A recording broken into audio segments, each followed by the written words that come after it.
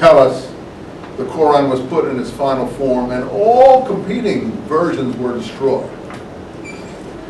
That is, there were competing materials that were not accepted, and Christianity also had competing materials for the Gospels and Acts. What do we call those competing materials?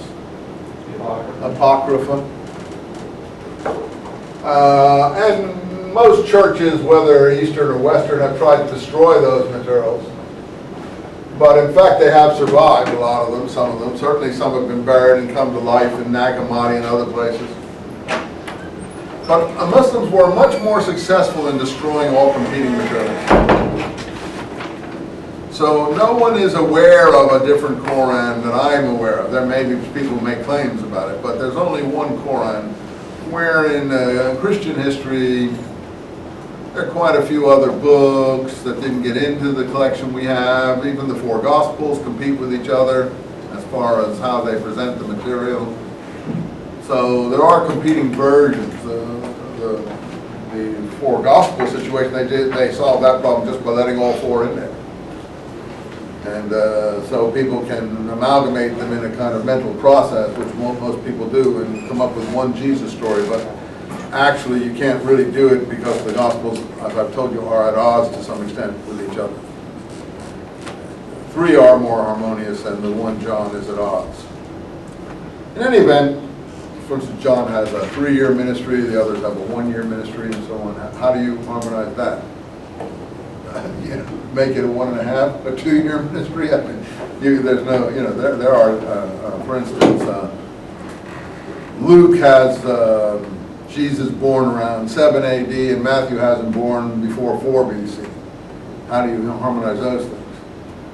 Well, there is no way to harmonize. So if you want to, okay, we'll birth them at 0. That may be the way the best harmonization. Mark and John don't even wrestle with the matter of Jesus' birth. So, in any case, the apocryphal Gospels, the apocryphal Qurans did not survive. But Muslims were successful in eliminating all of that. And there's only one real Quran that has come down, and that is Uthman's Quran, the one that he had collected because he was considered a pious caliph. He was killed ultimately. And the story is that he was killed over the Quran, and that his blood dripped on the Quran that he was reading and had collected. And that Quran has ended up in Istanbul, in Topkapi Museum, and you can go if you're in Istanbul and look at the Uthman's bloody Quran. I think they have it tucked away someplace, but you might be able to tip or bribe your way into having someone show you the page where Uthman's blood supposedly fell on the Quran. I've never been one yet. I've actually seen it. Is it there? Yeah. Yeah, really. So they have it out. Yeah, they have it in one of the rooms, and they have some guy talking, chanting or something, and it was just in one of the rooms with all the knowledge. Great. So it's there. Yeah. And so what it looked like? Tell us. Inside information here. Very old. Yeah? Weather beaten, did it look? Yeah, it was very weather beaten.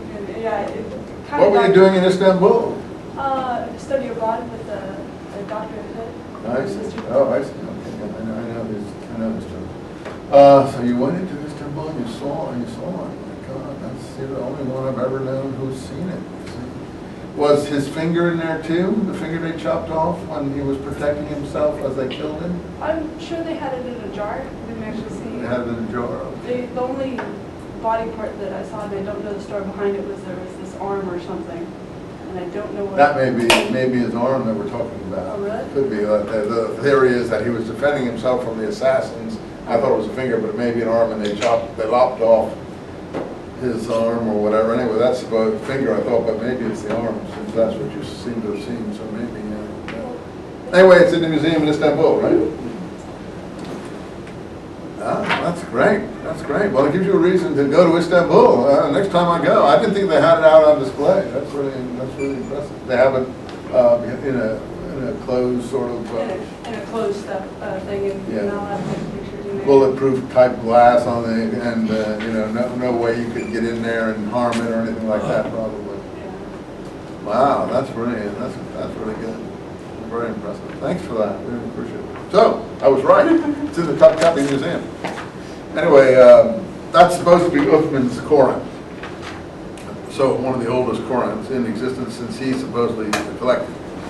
But it tells you something about the editing process. Because